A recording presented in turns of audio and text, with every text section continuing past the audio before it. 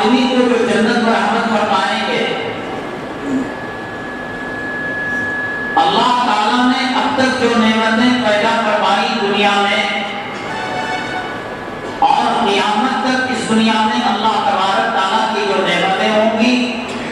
اس سے کروڑوں درجے زیادہ اللہ تبارک تعالیٰ جنت میں اسے برحمت فرمائیں گے نعمتیں۔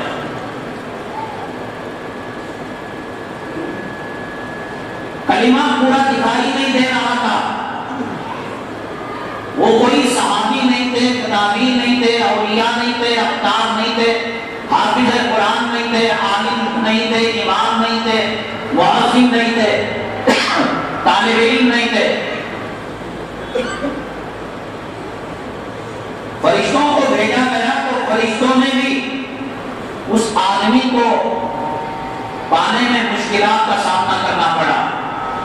اللہ تعالیٰ نے بتایا کہ دل کے کسی گوشے میں